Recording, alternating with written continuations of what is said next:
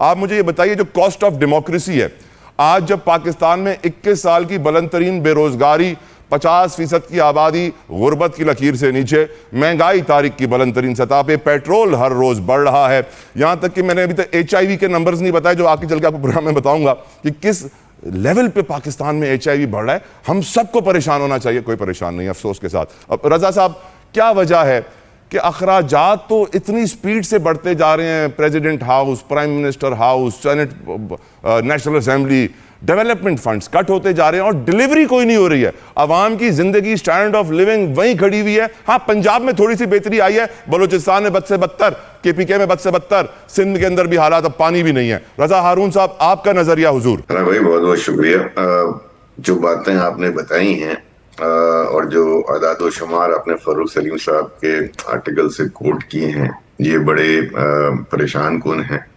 اور جہاں تک انہوں نے یہ اخراجات کی بات کی، وہیں اگر ہم اپنے ملک میں دیکھیں کہ دولت جو ہے وہ ایسا نہیں کہ لوگوں کی نہیں بڑھ رہی، چند لوگوں کی تو بہت بڑھ رہی ہے. اور پروپورشنلی اگر آپ دیکھیں تو اس کا جو افیکٹ ہے وہ عوام کو، غریب لوگوں کو غربت مٹانے کے لیے یا بے روزگاری ختم کرنے کے لیے استعمال نہیں ہو رہا. لہٰذا ہم یہ کہہ سکتے ہیں کہ جمہوریت جس کا نام ہے، جمہوریت جس نظام کو کہتے ہیں، وہ بیسکلی تو عوام کا رول ہوتا ہے. اور عوام کے رول کے اندر حکمرانی حاصل کرنے کے بعد پہلا کام یہ ہونا چاہیے کہ حکمران یا رولرز، گورنمنٹس ہماری جو ہے وہ ایک سے بڑھ کر ایک کوشش ایسی کریں کہ عوام کے لیے آسانیاں پیدا ہو، ان کے معاشی مسائل حل ہوں، ان کی روزمرہ زندگی گزارنے کے جو لوازمات ہیں، میونسپل فنکشنز ہیں یا دیگر ان کی جو زندگی آسانی پیدا ہو سکتی ان کی ڈور سٹیپس پہ وہ مہیا کیے جائیں. لیکن بدقسمتی ایسا نہیں ہوتا. اور اسی لیے آپ کا جو سوال تھا اس میں آپ نے جمہوریت کی بات بھی کی، آمریت کی بات کی اور بادشاہت کی بات بھی کی. دیکھیں، کلیہ یہ ہے طلب بھائی کہ جو بھی نظام ہو وہ پیورسٹ فارم ہے. اگر آپ کو جمہوریت کرنی ہے تو وہ جمہوریت کا خالصتاً پیور فارم ہونے چاہیے، عوام کی حکمرانی ہونی چاہیے، پھر اس میں کسی طرح کی مداخلت یا کسی آپ کہہ رہے ہیں مکس چارٹ نہیں ہونی چاہیے کہ ایک سائڈ پہ رہیں. مکس چارٹ نہیں، آمریت ہے تو پھر وہ ڈکٹیٹرشپ، فل ڈکٹیٹرشپ ہونی چاہیے. اسی طرح بادشاہت ہے تو پھر بادشاہت ہونی چاہیے. یہ جو ہم جو مکس کام کرتے ہیں اور جو مختلف سسٹمز کو ملا کر کوشش کرتے ہیں کہ ہم کسی طرح گورننس کے ماحول کو بہتر کر لیں گے، ایسا ممکن نہیں ہے. ساحل ودانی صاحب کا ایک شعر ہے، جی سر، وہ آپ کے سوال کے حساب سے بالکل فٹ بیٹھتا ہے، ہمارے ملک کے حالات پہ فٹ بیٹھتا ہے. جہاں دولت چند خاندانوں تک اور چند امیر رئیس لوگوں کے محلوں تک محدود ہو کے رہے گی، کہ آؤ کہ آج غور کریں اس سوال پر. دیکھے تھے ہم نے جو وہ خواب کیا ہوئے، دولت بڑی تو ملک میں افلاس کیوں بڑھا، دولت بڑی تو ملک میں افلاس کیوں بڑھا، خوشحالی عوام کے اسباب کیا ہوئے. مطلب گورنمنٹ کا تو کام ہی یہی ہے نا. اگر گورنمنٹ بیٹھ کر بیوروکریسی کو بونسز دیتی رہے گی، گورنمنٹ بیٹھ کر، ابھی حالیہ خبر تھی کہ 1.8 بلین روپے جو ہیں وہ بیوروکریسی کے مفادات کے لیے مزید اپروو کیے ہیں کیبنٹ نے. تو جب گورنمنٹ ایسے دور میں جب عوام کو 2 وقت کی روٹی مشکل ہو رہی ہے اور اس طرح کی مراعات تقسیم ہوتی رہیں گی، اخراجات میں اضافہ کرتی رہے گی، تو پھر یہ جمہوریت تو نہیں ہوئی نا.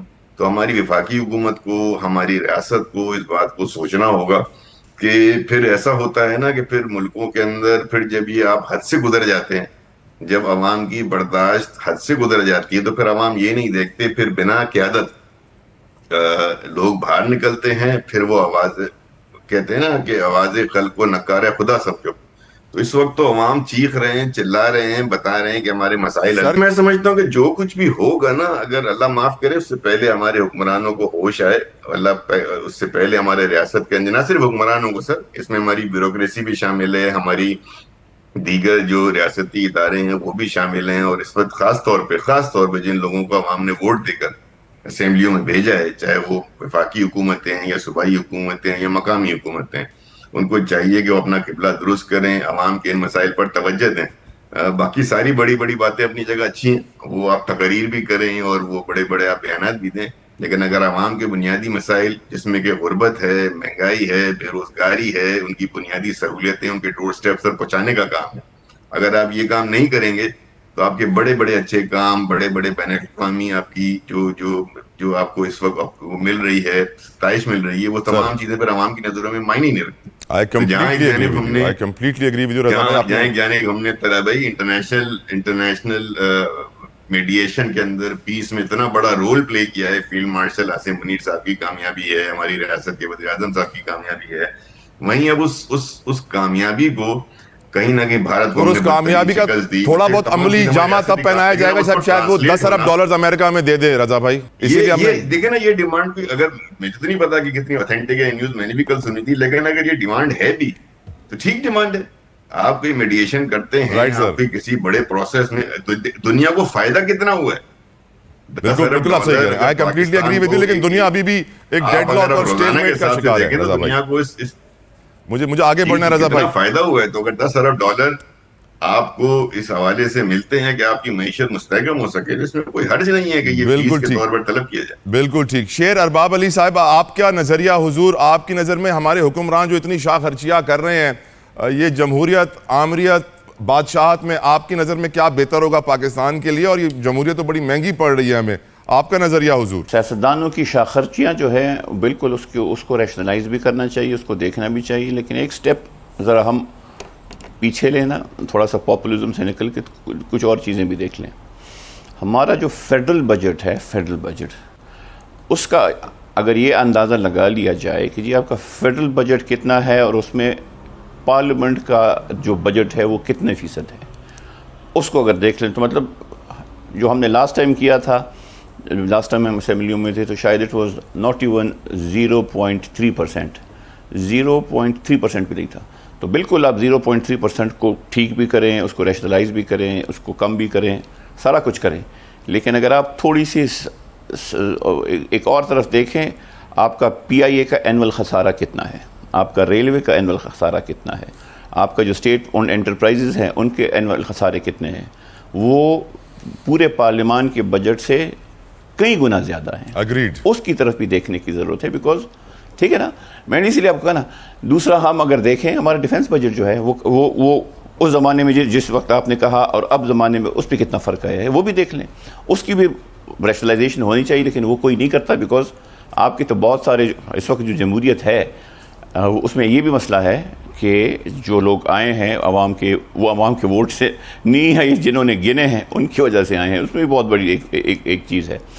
سو اس کے ساتھ ساتھ ابھی ایک عجیب بات, جب جنرل ضیاء الحق صاحب پریزیڈنٹ تھے یا وہ تھے چیف مارشل ایڈمنسٹریٹر تھے, تو ان کے زمانے سے یہ ایک چیز چلی آئی ہے ٹو برائب دی الیکٹڈ اور public representatives development fund. Development fund نہ اصولی طور پہ قومی اسمبلی کے ممبر کا کام ہے, اور ان کو اتنا بڑا ہلکا ہوتا ہے وہ, اور ضروری نہیں ہے, پارٹیز تو الیکٹیبلٹی پہ ٹکٹ دیتی ہیں, اس پہ نہیں دیتی کہ بندہ کوالیفائڈ کتنا ہے. تو جس نے 10ویں بھی نہیں پڑھی, انگوٹھا چاپ ہو, اس کو بھی سے جتنے کروڑ آپ نے یاد کیے ہیں وہ بھی ویسے ڈیپینڈ کرتا ہے, بیکاز اس طرح فکس فگرز یہ بھی نہیں ہوتے. سو اس میں یہ بھی ہے. اور جو ایکچوئل ڈیولوشن ہے, ہمیں دیکھیں 18ویں ترمیم ہوا, ہم نے کہا کہ جی صوبوں کو امپاور کریں, اچھی بات ہے, لیکن وہاں تک اس کے بعد ہمارے آگے پر چلتے ہیں. لوکل گورنمنٹ کے اوپر کھل کے کوئی بات نہیں کرتا کہ جی ایکچوئل امپاورمنٹ تو لوکل گورنمنٹ ہے. آپ کا عام آدمی جو ہے اس کو لوکل ریپرزینٹیو زیادہ ایکسیسیبل ہے, ان کی انڈرسٹینڈنگ بھی زیادہ ہے, بجائے اس کے کہ وہ MPAs یا MNAs کے پاس جائیں.